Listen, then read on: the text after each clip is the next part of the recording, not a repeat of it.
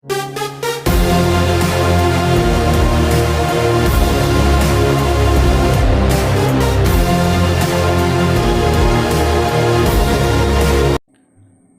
നമസ്തേ. എല്ലാ കൂട്ടുകാർക്കും കൊട്ടാരക്കര ICM മഹാരാജ കോളേജിൻ്റെ ഓൺലൈൻ യൂട്യൂബ് ചാനലിലേക്ക് ഹൃദ്യമായ സ്വാഗതം.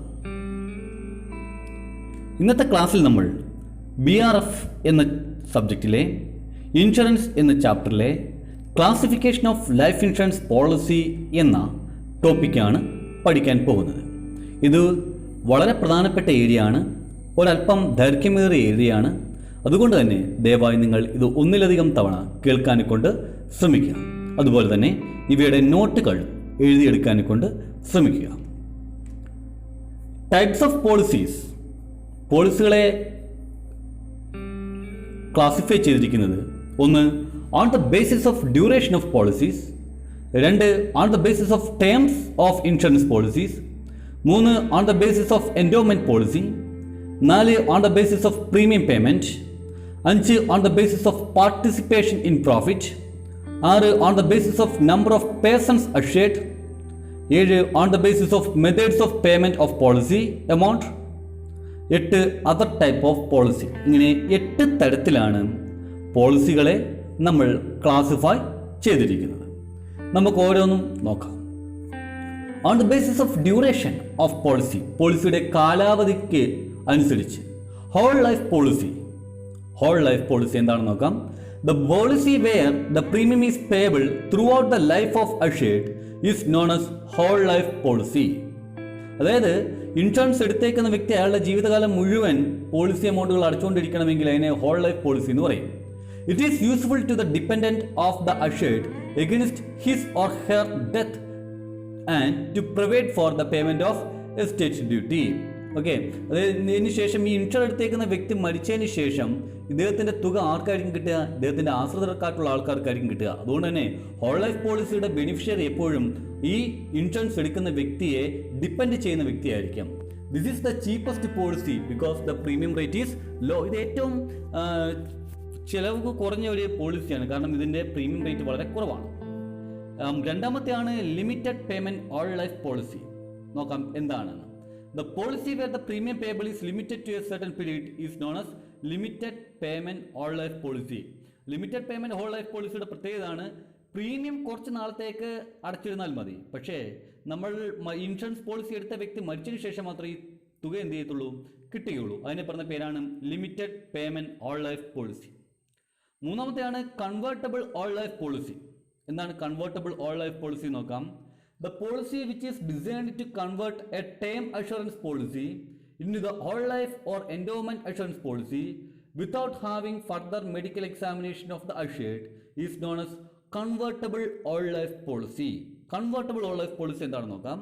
The policy which is designed to convert the term assurance policy into whole life or endowment assurance policy. അതായത് ഒരു അഷുറൻസ് പോളിസികളെ എന്തായിട്ട് കൺവേർട്ട് ചെയ്യാൻ പറ്റുന്നു? ഹോൾ ലൈഫ് പോളിസി ആട്ടോ എൻഡോമെന്റ് അഷുറൻസ് പോളിസി ആട്ടോ കൺവേർട്ട് ചെയ്യാൻ പറ്റുന്നു. എങ്ങനെ കൺവേർട്ട് ചെയ്യാൻ പറ്റുന്നു?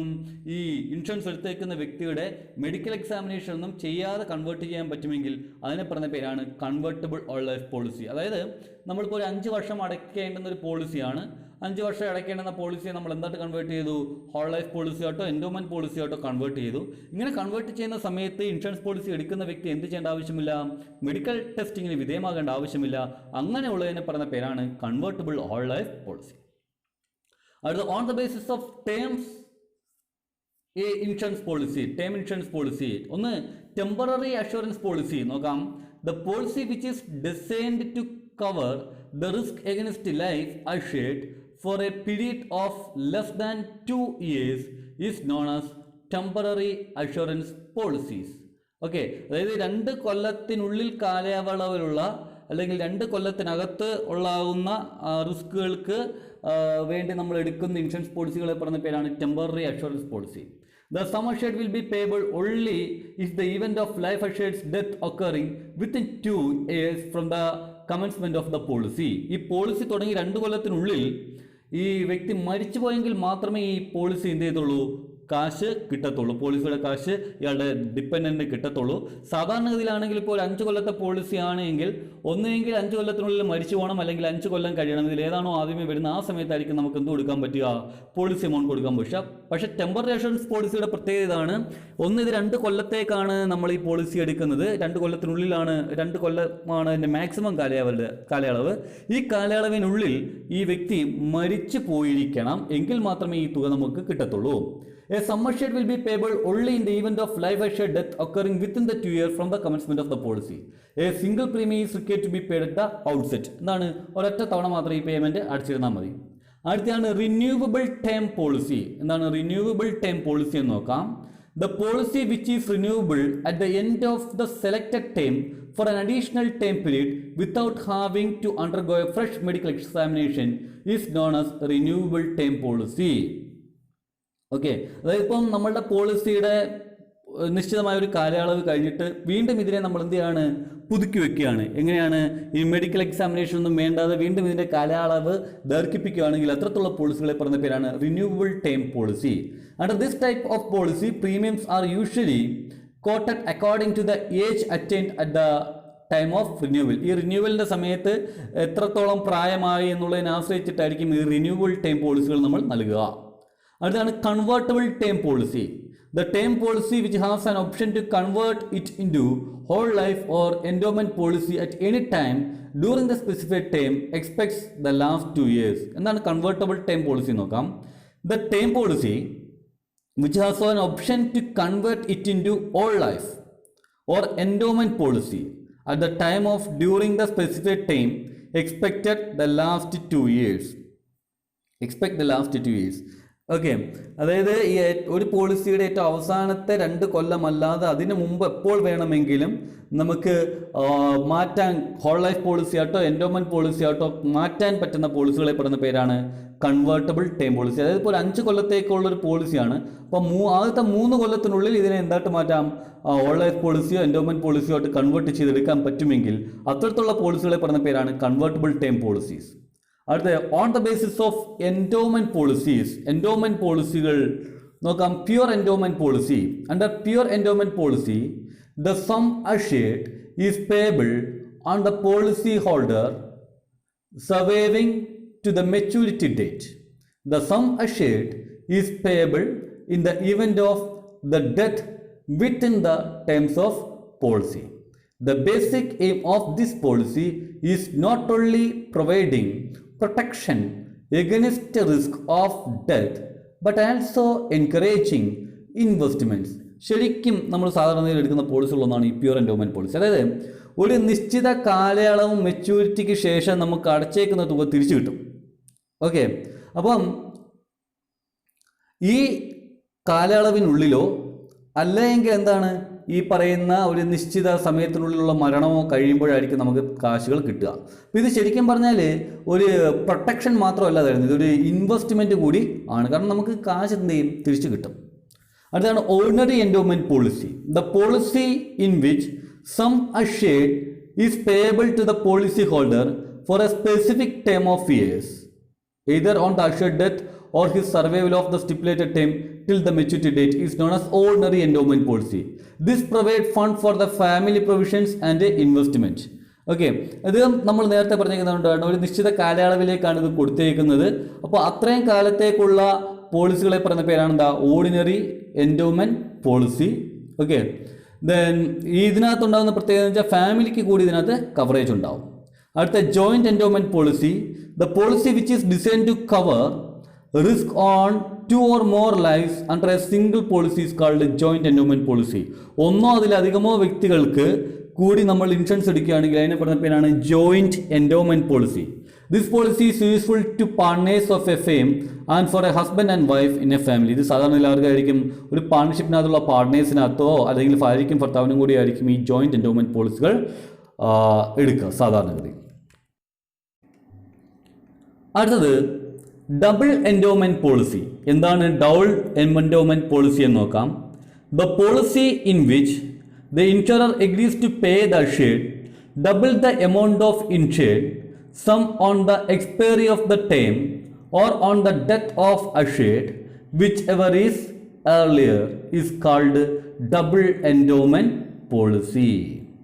Under this policy, premium is payable throughout the lifetime of the assured or for a selected terms of year. അതായത് ഇവിടെ ഇപ്പോൾ ഒരു 5 കൊല്ലത്തേക്കോ അല്ലെങ്കിൽ 10 കൊല്ലത്തേക്കോ അല്ലെങ്കിൽ ലൈഫ് ടൈമിലേക്കോ ആയിരിക്കും നമ്മൾ എന്ത് ചെയ്യുക, ഇൻവെസ്റ്റ് ചെയ്യുക. അപ്പോൾ ഇൻവെസ്റ്റ് ചെയ്യുമ്പോൾ എന്താണ്, ഒന്നെങ്കിൽ ഈ പറഞ്ഞേക്കുന്ന കാലയളവ് അല്ലെങ്കിൽ നമ്മളുടെ മരണം, ഇതിൽ ഏതാണോ ആദ്യമേ നടക്കുന്ന ആ സമയത്ത്. എല്ലാത്തിനും എൻഡോമെൻറ്റ് പോളിസിക്കകത്തെല്ലാം അങ്ങനെ തന്നെയാണ്. പക്ഷേ ഇവിടെ കിട്ടുന്ന തുക എന്തായിരിക്കും, നമ്മൾ എത്ര രൂപയാണോ ഇൻവെസ്റ്റ് ചെയ്യുന്നത് അതിൻ്റെ ഇരട്ടി ആയിരിക്കും. അതിനെ പറഞ്ഞ പേരാണ് എന്താ, ഡബിൾ എൻഡോമെൻറ്റ് പോളിസി. ഇപ്പോൾ ഒരു 50 കോടി രൂപ ഇടുവാണെങ്കിൽ, ഒരു 5 കൊല്ലത്തേക്ക് ഇടുവാണെങ്കിൽ അതെന്തായി മാറും, 100 കോടി രൂപയായി മാറും. ഓക്കെ, അപ്പോൾ അങ്ങനത്തെ ഉള്ളൊരു പോളിസിയാണ് എന്താ, ഡബിൾ എൻഡോമെൻറ്റ് പോളിസി. അടുത്താണ് fixed time or marriage endowment policy. This policy, which is designed to meet the needs of provision relating to the marriage of any one of the family members of the policyholder, is called fixed term or marriage endowment. നമ്മുടെ ഫാമിലിയിലെ ഏതെങ്കിലും ഒരു വ്യക്തിയുടെ കല്യാണത്തിന് വേണ്ടി കല്യാണ ആവശ്യങ്ങൾക്ക് വേണ്ടി നമ്മൾ എടുക്കുന്ന പോളിസിയാണ് fixed time or marriage endowment policy. Here the sum assured together with the profit shall be payable at the end of the maturity or on the death of the life assured, whichever is earlier. ഇത് നേരത്തെ പറഞ്ഞ നോട്ടാണ്. ഈ കാശ് എപ്പോഴായിരിക്കും കിട്ടുക, ഒന്നെങ്കിൽ നമ്മുടെ മരണം അല്ലെങ്കിൽ ഈ പറഞ്ഞിരിക്കുന്ന കാലയളവ് ഇതിൽ ഏതാണോ ആദ്യമേ വരുന്നത് ആ സമയത്തായിരിക്കും കാശ് കിട്ടുക. അടുത്തതാണ് educational annuity policy. The policy which provide for some assured to kept aside to meet the educational expense of children is called educational annuity policy. കുട്ടികളുടെ വിദ്യാഭ്യാസത്തിന് വേണ്ടി നമ്മൾ എടുക്കുന്ന പോളിസിയെ പറഞ്ഞ പേരാണ് എഡ്യൂക്കേഷണൽ ആനുറ്റി പോളിസി. അടുത്താണ് triple benefit policy. Under this policy the benefit availing the policy holders on the death of the life assured during the time of the policy is thrice the basic sum payable, or on survival to the date of the maturity only the basic sum assured is payable. This policy is most suitable for housing loan purposes. Okay, നോക്കണം. Under this policy the benefit availing to the policy holder on the death of the life assured during the term of the policy is thrice the basic sum payable, or on the survival to the date of the maturity only the basic sum assured is payable. എന്ന് വെച്ച് കഴിഞ്ഞാൽ ഇത്രേ ഉള്ളൂ. ഇപ്പോൾ ഒരു 5 കൊല്ലത്തെ കാലയളവിലേക്കാണ് നമ്മളൊരു policy എടുക്കുന്നത്. ഞാൻ ട്രിപ്പിൾ ബെനിഫിറ്റ് പോളിസിയാണ് എടുത്തേക്കുന്നത്. ഈ 5 കൊല്ലത്തിനുള്ളിൽ ഞാൻ മരിച്ചു പോയിട്ടുണ്ടെങ്കിൽ, സപ്പോസ് ഞാനൊരു 10 ലക്ഷം രൂപ ഇട്ടെങ്കിൽ എൻ്റെ വീട്ടുകാർക്ക് 30 ലക്ഷം രൂപ കിട്ടും. ഇനി ഞാൻ മരിച്ചു പോയിട്ടില്ല എങ്കിൽ ഞാൻ ഇട്ടേക്കുന്ന 10 ലക്ഷം രൂപ മിനിമം കിട്ടും. അത് കഴിഞ്ഞിട്ട് എന്തെങ്കിലും ബെനിഫിറ്റുകളൊക്കെ കിട്ടും. ഓക്കെ, സാറിന് ഇത് ഈ ഹൗസിംഗ് ലോൺ പർപ്പസുകൾക്കാണ് ഇത് ഈ ട്രിപ്പിൾ ബെനിഫിറ്റ് പോളിസികൾ ഉപയോഗിക്കുക. അടുത്താണ് anticipated endowment policy.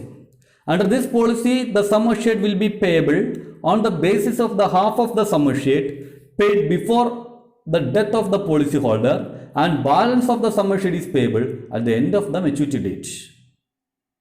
If the assured dies before the attainment of the time period, full lump sum assured amount is payable to the policy holder.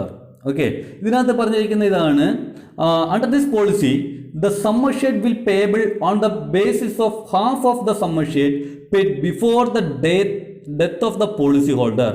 Policy ഹോൾഡറിൻ്റെ മരണത്തിന് മുമ്പ് ഒരു നിശ്ചിത കാലയളവ് കഴിയുമ്പോഴത്തേക്ക് നമ്മളുടെ സം അഷ്യൂർഡിൻ്റെ ഒരു പകുതി തുക കൊടുക്കും. ഇപ്പോൾ ഒരു 5 ലക്ഷം രൂപയുടെ പോളിസി എടുത്തു, 5 കൊല്ലത്തേക്കാണെങ്കിൽ ഒരു 2 കൊല്ലം കഴിയുമ്പോഴത്തേക്ക് 2.5 കൊല്ലം കഴിയുമ്പോഴത്തേക്ക് എനിക്ക് എന്ത് കിട്ടും, ഈ 5 ലക്ഷം രൂപയുടെ പകുതി കിട്ടും, 2 ലക്ഷം രൂപയും കിട്ടും. അതിന് ശേഷം മെച്യൂരിറ്റി കാലയളവായിട്ടുള്ള 5 കൊല്ലം കഴിയുമ്പോൾ ബാക്കിയുള്ള 2 ലക്ഷം രൂപയും കിട്ടും. ഇനി ഇതിന് മുമ്പ് ഞാൻ മരിച്ചു പോയിരിക്കട്ടെ, അങ്ങനെയാണെങ്കിൽ ഈ 5 ലക്ഷം രൂപയും ആർക്ക് കിട്ടും, എൻ്റെ കുടുംബാംഗങ്ങൾക്ക് കിട്ടും. അടുത്താണ് multi purpose policy. This policy in which several purposes are fulfilled under one policy is called multi-purpose policy. അതായത് ഒരു പോളിസി കൊണ്ട് ഒന്നിലധികം കാര്യങ്ങൾക്ക് വേണ്ടി ഒരു പോളിസി എടുക്കുകയാണെങ്കിൽ അതിനെ പറഞ്ഞ പേരാണ് എന്താ, മൾട്ടി പർപ്പസ് പോളിസി. അടുത്താണ് ചിൽഡ്രൻസ് ഡെഫേർഡ് എൻഡോമെന്റ് അഷുറൻസ്. ഇവിടെ എന്താണെന്ന് നോക്കാം. The policy which is designed to meet the expense relating to the children's educations and marriage is called children's deferred endowment assurance. അതായത് കുട്ടികളുടെ പഠനം അതേപോലെ തന്നെ കുട്ടികളുടെ വിവാഹവുമായി ബന്ധപ്പെട്ട് നമ്മൾ എടുക്കുന്ന ഇൻഷുറൻസ് പോളിസി പറയുന്ന പേരാണ് ചിൽഡ്രൻസ് ഡെഫേർഡ് എൻഡോമെന്റ് അഷുറൻസ്. അടുത്താണ് on the basis of premium payment. Premium പേയ്മെന്റിനെ അടിസ്ഥാനപ്പെടുത്തി സിംഗിൾ പ്രീമിയം പോളിസി എന്നും ലെവൽ പ്രീമിയം പോളിസി എന്നുമുണ്ട്. സിംഗിൾ പ്രീമിയം പോളിസി എന്ന് വെച്ചാൽ this policy is useful to those who decide to provide the all premium in one instalment and the time taking at the time of taking policy. Policy എടുക്കുന്ന സമയത്ത് തന്നെ ഒരു വലിയ തുക നമ്മൾ എന്ത് ചെയ്യാണ് അടയ്ക്കാനെ കൊണ്ട് ഉദ്ദേശിക്കുകയാണെങ്കിൽ അതിനെ പറഞ്ഞ പേരാണ് എന്താ, സിംഗിൾ പ്രീമിയം പോളിസി. ഒറ്റ തവണത്തേക്കായിരിക്കും നമ്മൾ എന്ത് ചെയ്യുക, പ്രീമിയം അടയ്ക്കുക. ഓക്കെ, ദെൻ പിന്നീട് ഈ കാശ് എപ്പോഴായിരിക്കും കിട്ടുക, ഈ നമ്മൾ ഒന്നെങ്കിൽ നമ്മൾ മരിക്കണം അല്ലെങ്കിൽ ഈ പറഞ്ഞിരിക്കുന്ന കാലയളവിനുള്ളിൽ. അടുത്താണ് level premium policy. This policy in which premium are payable on regular basis for a selected time or till prior to the death is called level premium policy. ഇപ്പം ഒരു 5 കൊല്ലത്തേക്കുള്ള പോളിസി എടുക്കുകയാണെങ്കിൽ ഈ 5 കൊല്ലവും അല്ലെങ്കിൽ നമ്മളുടെ മരണം വരെയും, 5 കൊല്ലമാണോ അല്ലെങ്കിൽ ഈ മരണമാണോ എപ്പോഴാണോ സംഭവിക്കുന്നത് അവിടം വരെ നമുക്ക് അടയ്ക്കേണ്ടി വരികയാണെങ്കിൽ അതിനെ പറഞ്ഞ പേരാണ് എന്താ, ലെവൽ പ്രീമിയം പോളിസി. ഇത് ശ്രദ്ധിക്കേണ്ട കാര്യം, നമ്മൾ നേരത്തെ പറഞ്ഞതും ഇത് പറഞ്ഞൊക്കെ തമ്മിൽ പല കാര്യങ്ങളും തമ്മിൽ ബന്ധമുണ്ടാകും. കാരണം ഇതൊക്കെ ഓരോ അടിസ്ഥാനത്തിൽ ക്ലാസിഫൈ ചെയ്തേക്കുന്ന പോളിസികളാണ്. അടുത്താണ് on the basis of participation in profit. പ്രോഫിറ്റിൽ പാർട്ടിസിപ്പേഷനെ അടിസ്ഥാനപ്പെടുത്തി with profit policy or participating policy. എന്താണ് വിത്ത് പ്രോഫിറ്റ് അല്ലെങ്കിൽ പാർട്ടിസിപ്പേറ്റിംഗ് പോളിസി നോക്കാം. The policy in which the policy holders are entitled to get the share of profit or bonus or benefit or paid up facilities as per the terms and conditions of the corporation is called participating policy. Okay, അതായത് നമ്മളിപ്പോൾ ഒരു insurance SBIയുടെ policy എടുത്തുകൊണ്ടിരിക്കട്ടെ, participating policy അല്ലെങ്കിൽ വിത്ത് profit policy ആണെന്നിരിക്കട്ടെ.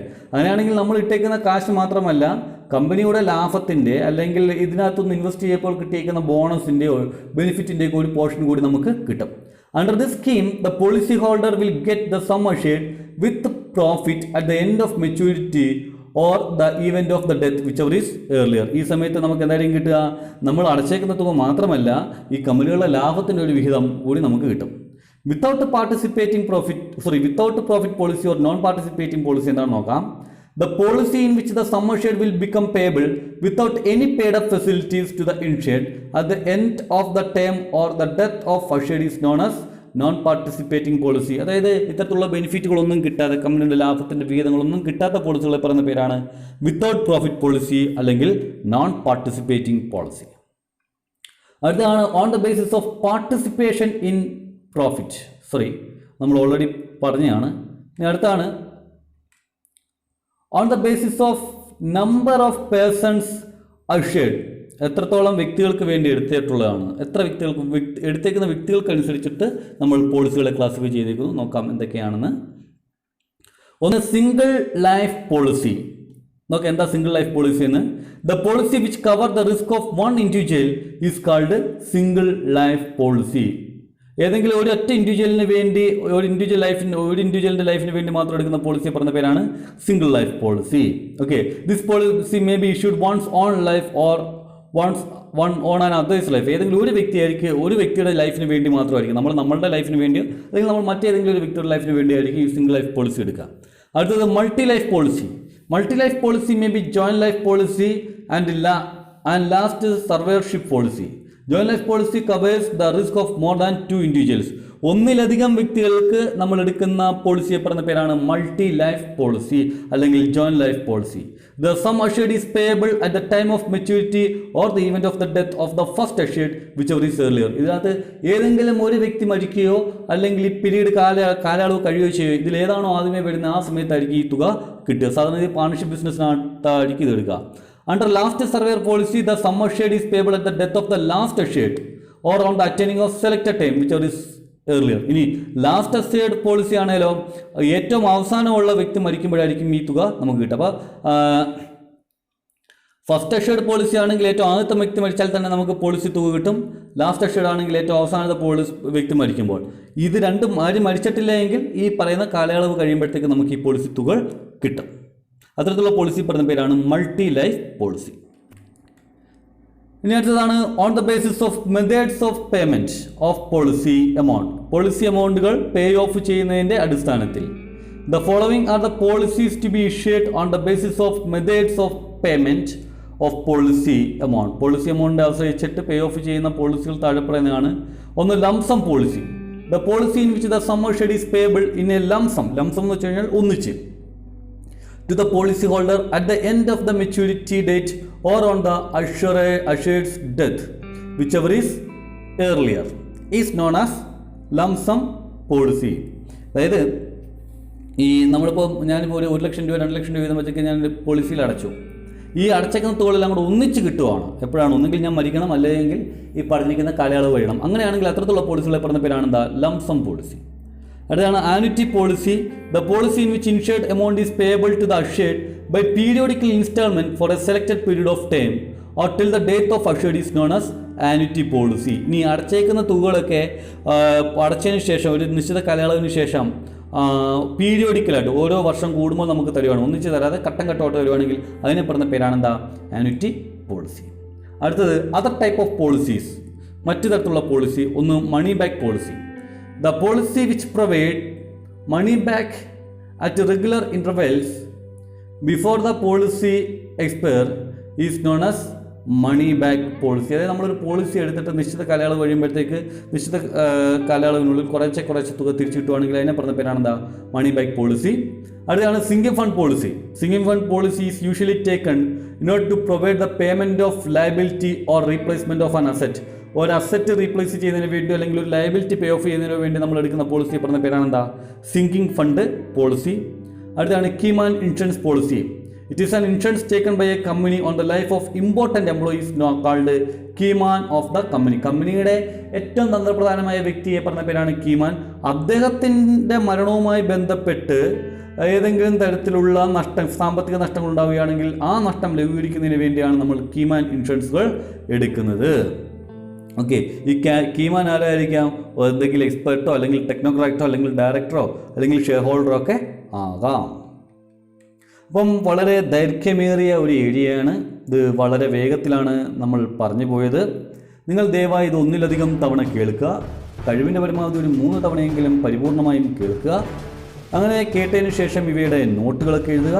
അങ്ങനെ നോട്ടുകൾ എഴുതി നല്ല രീതിയിൽ തന്നെ പഠിക്കുക. അപ്പോൾ ഈ ക്ലാസ്സുകൾ കേട്ടിരുന്ന എല്ലാ കൂട്ടുകാർക്കും കൊട്ടാരക്കര മഹാരാജ കോളേജിൻ്റെ എല്ലാ വിധത്തിലുള്ള വിജയാശംസകളും. നിങ്ങളുടെ സംശയങ്ങളും അതേപോലെ തന്നെ അഭിപ്രായങ്ങളും നിർദ്ദേശങ്ങളും ദയവായി കമൻറ്റ് ബോക്സിൽ കമൻറ്റ് ചെയ്യുക. Thank you.